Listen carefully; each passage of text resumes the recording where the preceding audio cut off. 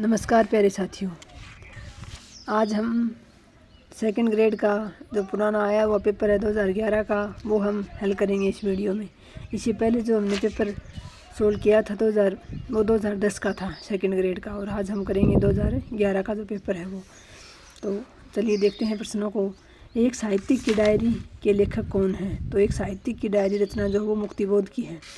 एक साहित्यिक की डायरी रचना मुक्तिबोध की है। ये रचना निबंध विधा की है लेकिन डायरी शैली में है। निठल्ले की डायरी रचना हरिशंकर परसाई की है और डायरी के नीरस पृष्ठ रचना इलाचंद्र जोशी की। एक जैसे नामों की 3 रचना आ गई। एक साहित्यिक की डायरी मुक्तिबोध, निठल्ले की डायरी हरिशंकर परसाई और डायरी के नीरस पृष्ठ इलाचंद्र जोशी। इनमें राजस्थान का प्रसिद्ध हिंदी कवि कौन है? तो ऋतुराज जी हैं। वो उनका जन्म भरतपुर में हुआ था और वर्तमान जयपुर में रहते हैं। ये राजस्थान के प्रसिद्ध हिंदी कवि हैं। कविता शब्दों की अदालत में खड़े बेकसूर आदमी का हलफनामा है। कविता की ये परिभाषा किसने दी है? तो कविता की ये परिभाषा जो धूमिल जी हैं इन्होंने दी है। ये परिभाषा इम्पोर्टेंट आपको याद रखनी है। उत्साह निबंध रामचंद्र शुक्ल की चिंतामणि की किस भाग में संकलित है? तो उत्साह निबंध जो है उनके भाग 1 में संकलित है। आचार्य रामचंद्र शुक्ल के निबंधों का संग्रह चिंतामणि भाग 1 में कुल 17 निबंध है। इनमें उत्साह निबंध दूसरे स्थान पर है। जयशंकर प्रसाद ने किस कवि के बारे में ये लिखा है कि मानवता को सदा राम का रूप दिखाया? तो जयशंकर प्रसाद जी ने ये बात तुलसीदास जी के बारे में कही है कि उन्होंने मानवता को सदा ही राम का रूप दिखाया। एक कहानी ये भी करती में इस रचनाकार के आत्मकथ्य का प्रकाशन है। तो एक कहानी ये भी जो है मन्नू भंडारी ने अपने बारे में लिखी है आत्मकथ्य कथात्मक शैली में। बाबा साहेब भीमराव अम्बेडकर ने इस कारण बौद्ध धर्म स्वीकार किया, यानी क्यों उन्होंने बौद्ध धर्म स्वीकार किया? हिंदू समाज से मोह भंग के कारण उन्होंने अंतिम समय में उन्होंने बौद्ध धर्म जो है वो ग्रहण कर लिया था। सर्वेश्वर दयाल सक्सेना की कृति या रचना नहीं है। तो काठ की घंटियां हैं, जंगल का दर्द है, खूंटियों पर टंगे लोग इनकी है। लेकिन धूप का दहन जो है वो गिरिजा कुमार माथुर की रचना है। अब दुरात्मा शकुनी को आशंका हुई। लेखक ने शकुनी को दुरात्मा कहा है क्योंकि शकुनी बेईमान और चालाक था। रामनरेश त्रिपाठी का खंड काव्य नहीं है। तो मिलन, पथिक और सौपन, मांची, ये चारों जो हैं रामनरेश त्रिपाठी की 4 ही प्रसिद्ध रचना है। इन्हीं को आपको याद करना है। लेकिन इनमें 3 तो ये खंड काव्य हैं। और मांची जो उन्होंने गांव-गांव जाकर जो गीतों का संकलन किया था उन गीतों का संकलन जो है वो मांची नाम से उन्होंने प्रकाशित करवाया। तो 3 तो खंड काव्य हैं और इनमें रामनरेश त्रिपाठी जी का लोकगीतों का संग्रह है। भारत की खोज नामक पुस्तक में जवाहरलाल नेहरू ने किसकी खोज की है? तो भारत की संस्कृति के मूल तत्वों की। इनमें से कौन सी पत्रिका राजस्थान से नहीं निकलती है? तो साक्षात्कार निकलती है, मधुमती, संबोधन। अक्षर पत्रिका जो है वो राजस्थान से नहीं प्रकाशित होती है। रामकुमार वर्मा ने आदिकाल को किस नाम से पुकारा? तो संधि व चारणकाल रामकुमार वर्मा ने कहा है। आदिकाल नाम हजारी प्रसाद द्विवेदी ने दिया है। आचार्य रामचंद्र शुक्ल ने आदिकाल को वीर गाथा काल नाम दिया था।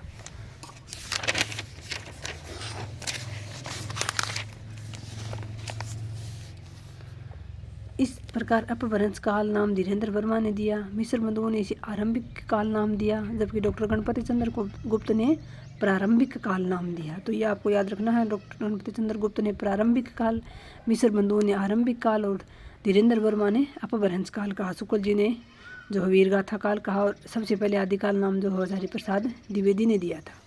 अमीर खुसरो ने मुकरियों और पहेलियों की रचना किस बोली में की? तो खड़ी बोली में। आदिकाल में सबसे पहले खड़ी बोली का प्रयोग करने वाले जो अमीर खुसरो ही थे। अमीर खुसरो ने खड़ी बोली में रचनाएं की हैं। अमीर खुसरो को खड़ी बोली का प्रथम कवि माना जाता है। निम्नलिखित में से किस कथन में संत एवं सूफी काव्य प्रवृत्तियों में असमानता सिद्ध होती है? तो दोनों काव्यों में, संत काव्य में भी और सूफी काव्य में, प्रेम का महत्व स्वीकार किया गया था। दोनों की परिणय भावना भी शुद्ध भारतीय है। ये कथन जो है वो यहाँ दोनों के संबंध में असमान है, समान नहीं है।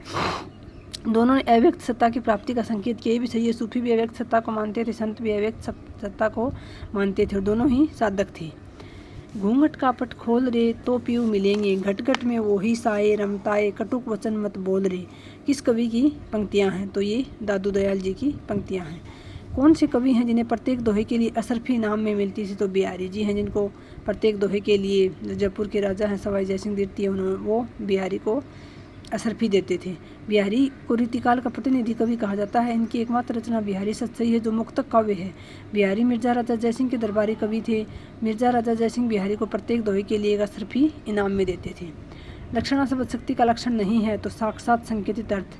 साक्षात संकेतित अर्थ लक्षणा शब्द शक्ति का नहीं होता, क्योंकि लक्षणा शब्द शक्ति में तो लक्षण के आधार पर अर्थ ग्रहण किया जाता है। मुख्यार्थ में बाधा सही है, मुख्यार्थ और लक्ष्यार्थ का योग होता है और रूढ़ि या प्रयोजन के कारण हम उसको दो अर्थ निकालते हैं। तो साक्षात संकेतित अर्थ जो होता है अभिधा शब्द शक्ति में होता है।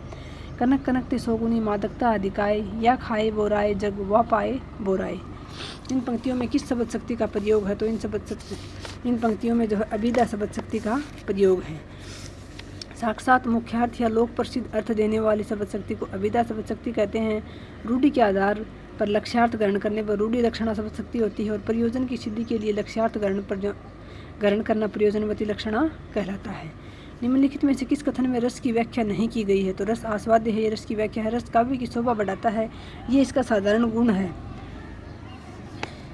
ये इसकी व्याख्या नहीं है। काव्य की शोभा बढ़ाते हैं अलंकार, रस काव्य की शोभा नहीं बढ़ाता है। रस तो जो काव्य में रस होता है उससे वो रस हमें प्राप्त होता है, तो रस काव्य की शोभा बढ़ाता है, ये कथन रस की व्याख्या नहीं है। रस लोकोत्तर चमत्कारमय है, ये भी सही है। रस ब्रह्मानंद सहोदर है, ये भी सही है। रोमांच किस प्रकार का अनुभव है? तो रोमांच जो सात्विक अनुभव है। सात्विक अनुभव 8 माने जाते हैं: अश्रु, कंप, सवेद, स्तंभ, सवर, भंग, वेवर्ण, रोमांच और परले। ये जो सात्विक अनुभव हैं ये 8 माने गए हैं। किस छंद के विषम चरणों में 11 एवं सम चरणों में 13 मात्राएं होती हैं? तो ये सोरठा में होती हैं। सोरठा दोहा छंद के विपरीत होता है। सोरठा छंद के सम चरणों में 13 मात्रा और विषम चरणों में 11 मात्रा होती है, और जहाँ 11 और 13 हो जाती हैं वहाँ कौन सा हो जाता है? इसका उल्टा दोहा छंद हो जाता है। जहाँ ऐसे शब्दों का प्रयोग हो जो किसी शास्त्र में प्रसिद्ध होने पर भी लोक व्यवहार में अप्रसिद्ध हो, वहाँ कौन सा काव्य दोष होता है? तो वहाँ अप्रतीत काव्य दोष होता है। काव्य में शास्त्रीय शब्दावली के शब्दों का प्रयोग करने से अप्रतीत यानी वहाँ वो सही प्रतीत नहीं होती, वो शब्दावली अप्रतीत काव्य दोष होता है। निम्नलिखित में दुष्कर्मत्व दोष युक्त शब्दावली है: यदि मुझे बांधना चाहे मन है पहले तो बांध अनंत गगन, मार से बचाओ नाथ आई हूँ शरण में। इन दोनों में ही नहीं है। मारुति नंदन मारुत को मन को वेग लजायो, ये जो है यहाँ अकर्मत्व दुष्कर्मत्व दोष जो है वो इस पंक्ति में है। जब काव्य वर्णन में कर्म लोक मान्यताओं के विपरीत हो तब दुष्कर्मत्व काव्य दोष होता है।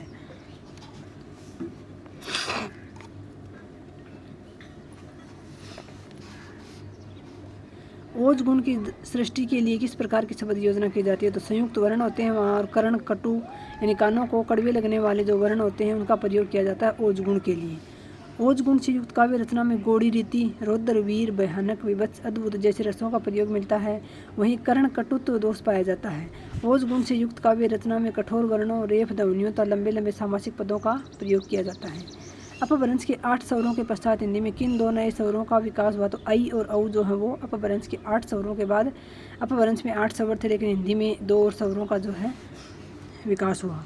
अपभ्रंश के 8 स्वर थे ए, आ, ई, उ, ए, ओ थे। हिंदी में आने के बाद 2 नए स्वर आई और औ का विकास हुआ। पश्चिमी राजस्थान की बोली निम्नलिखित में से कौन सी है? तो मारवाड़ी जो पश्चिमी राजस्थान की बोली है, मुख्यतः मारवाड़ी बोली बोली जाती है पश्चिमी राजस्थान में। चाहता था प्राप्त मैं करना जिसे तत्व वह करगत हुआ या उड़ गया। दिनकर के कुरुक्षेत्र काव्य में ये कथन किसका है? तो ये युधिष्ठिर जी ने कहा है ये कथन कि जिसको मैं प्राप्त करना चाहता था वो कहाँ गया, करगत हुआ या मुझे मिल गया या फिर कहीं उड़ गया। रस सिद्धांत ग्रंथ के लेखक हैं डॉक्टर नगेंद्र। सूर्यमल मिश्रण ने रस मीमांसा ग्रंथ है एक रस सिद्धांत से मिलता जुलता, तो उसके रचयिता आचार्य रामचंद्र शुक्ल हैं और रस सिद्धांत जहाँ आ जाए वहाँ नगेंद्र होंगे। सूर्यमल मिश्रण ने अपनी काव्य रचना में वर्ण सगाई अलंकार की अनिवार्यता को परिपुष्ट न किए जाने के संबंध में क्या आधार बताया है? तो उन्होंने कहा कि वीर रस की अग्नि के जाज्वल्यमान रंग में सभी दोष दब जाते हैं। उन्होंने वर्ण सगाई अलंकार का प्रयोग किया था। उस जो वर्ण सगाई अलंकार वीर रस में प्रयोग होता है, तो वीर रस की अग्नि के कारण जो भी काव्य में दोष होते हैं वो बाकी के दोष दब जाते हैं। ये उन्होंने अनिवार्यता को पुष्ट करने के लिए यह आधार बताया था। वीरों में वीरत्व जगाने के लिए कवि मिश्रण ने डोलियों को कौन सा राग गाने को कहा? तो सिंधु राग गाने को कहा। छंद सोरठा सुंदर दोहा, सोई बहुरंग कमल कुल सोहा, अर्थ अनूप सुभाव सुभाषा, साई पराग मकरंद सुवसा। नीचे की पंक्ति में कौन सा अलंकार है? तो यहाँ स्टार लगा हुआ है, शायद इन चारों ही में से इसमें कौन सा अलंकार नहीं, कोई सा अलंकार नहीं है, इसलिए आरपीएससी ने ये क्वेश्चन डिलीट किया है। प्रतिफलित हुई सब आंखें उस प्रेम ज्योति विमला से, सब पहचाने से लगते अपनी ही एक कला से। कामायनी की आनंद सर्ग से वर्णित ये कला क्या है? तो ये मैं हूँ की अनुभूति है। उसके कानों में हिम शिखर रहस्य कहा करते थे अपने। ये बात किसके लिए कही गई है? तो ये जो असाध्य वीणा है उसमें जो किरीट वृक्ष है, जिसकी लकड़ी से जो असाध्य वीणा बनी हुई थी, उस वृक्ष के लिए कहा गया है। रीतिकालीन कवियों में बिहारी को माना जाता है। तो रीतिकालीन कवियों में बिहारी को रीति सिद्ध कवि माना जाता है। बिहारी रीतिकाल की रीति सिद्ध काव्य धारा के प्रमुख कवि माने जाते हैं। बिहारी की रचना बिहारी सत्सई एक मुक्तक काव्य है। इस रचना की इतनी प्रसिद्धि रही कि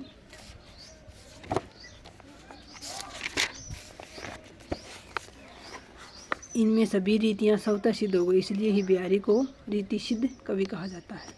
ओरे ओप कनी निकनु गनी घनी सिरताज, मनी दनी के नेह की बनी छनी पटलाज। दोहे में कनी निकनु शब्द का अर्थ क्या है? तो आँख की पुतलियाँ। नैना बनज बवा बसावा रिये महारा सावरा आवा। मीरा नेत्रों से क्या करना चाहती है? मीरा नेत्रों में सांवरे की मूर्ति बसाना चाहती है कोई वैसी अनुहारी मधुवन में इत आवते सखीरी चितो तू नयन निहारी। गोपियों की अनुहारी शब्द में किसकी ओर संकेत किया गया है? तो कृष्ण की ओर।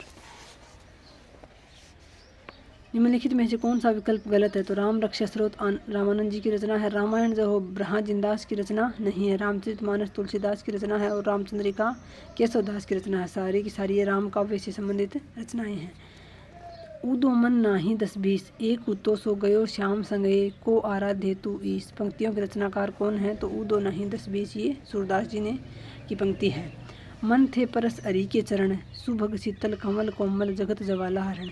इन किस कवि की ये पंक्तियां हैं? तो ये जो है मीराबाई की पंक्तियां हैं। अवसाद ग्रसित नारी पात्र की कहानी है। तो जहाँ लक्ष्मी कैद है, इस कहानी में ही जो लक्ष्मी है वो अवसाद ग्रसित नारी पात्र थी।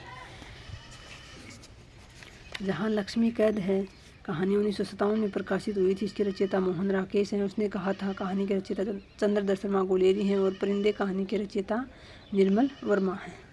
लहरों के राजहंस की स्थिति का नाटकीय पुनराख्यान है। तो सांसारिक सुखों एवं आध्यात्मिक शांति के मध्य निर्णय का जो द्वंद्व है वो लहरों के राजहंस नाटक में दिखाया गया है। लहरों के राजहंस नाटक के उपजीवी ग्रंथ सोदरानंद की रचयिता कौन है? तो अश्वघोष जी का जो सोदरानंद नाटक था उसके आधार पर ही लहरों का राजहंस लिखा था मोहन राकेश जी ने। परिंदे कहानी को हिंदी की पहली नई कहानी किस आलोचक ने माना है? तो नामवर सिंह जी ने निर्मल वर्मा की जो परिंदे कहानी है उसको प्रथम नई कहानी माना है। कौन सा युग सुमेलित नहीं है? तो अंधेरे बंद कमरे उपेंद्र नाथ हस्क की रचना नहीं है। अंधेरे बंद कमरे मोहन राकेश की रचना है जो 1961 में प्रकाशित हुई थी। अंधेरे में मुक्तिबोध है ही आहार की जीत सुदर्शन जी की रचना है और कामायनी प्रसाद जी की रचना है। उसने कहा था शीर्षक कहानी में उसने किस पात्र के लिए प्रयुक्त हुआ? तो जो सूबेदार ने थी उसके लिए प्रयुक्त हुआ है। उसी ने जो है दारा सिंह था उसको कहा था, तो उसने शब्द सूबेदारनी के लिए प्रयुक्त हुआ है। इस कहानी का नायक जो है वो लहना सिंह है। लहना सिंह को ही उन्होंने कहा था। उसने कहा था कहानी का प्रकाशन वर्ष है तो 1915 में ये कहानी प्रकाशित हुई थी। जून 1915 में सरस्वती पत्रिका में प्रकाशित हुई थी। कौन सी बोली राजस्थानी विभाषा वर्ग की है? तो मालवी जो राजस्थानी विभाषा वर्ग की है। बाकी बुंदेली ब्रज पहाड़ी ये अलग हैं। जब आनंद का लगाव किसी क्रिया व्यापार या उसकी भावना से हो जाता है तो उसे संज्ञा दी जाती है उत्साह की। ये जो शुक्ल जी हैं उनके जो उत्साह निबंध है उसमें से उठाई गई पंक्तियाँ हैं। जब आनंद का लगाव किसी क्रिया व्यापार या उसकी भावना से हो जाता है तो उसे क्या कहा जाता है? उत्साह कहा जाता है। तो दोस्तों ये थे हमारे आज के 50% जो हमने RPSC सेकेंड ग्रेड जो 2011 में हुआ पेपर था उसका हमने अभ्यास किया। आप इसी तरह से अपनी जो मूल्यांकन है वो अपना करते रहिए साथियों, और लगातार अपनी तैयारी को आप धार देते रहिए। और इस किताब के बारे में पूछते हैं तो आप देख सकते हैं ये नंबर यहाँ दिए गए हैं। इस नंबर पर संपर्क करके आप इस बुक को मंगवा सकते हैं। ये मुझे रोज़ाना इसलिए बताना पड़ता है साथियों क्योंकि 1-2 कमेंट्स इस वीडियो के नीचे आया रहता है कि ये कौन सी बुक है, इसलिए मुझे हर रोज़ ये बताना पड़ता है। बाकी इसकी कोई आवश्यकता नहीं है, लेकिन लिख कर कितनों को क्या जवाब दूँ, इसलिए मैं ये आपको नंबर दिखा देती हूँ। तो बाकी आप लगातार अपनी तैयारी में लगे रहें साथियों, निश्चित रूप से सफलता मिलेगी। वीडियो देखने के लिए आपका बहुत बहुत धन्यवाद। जय हिंद, जय भारत।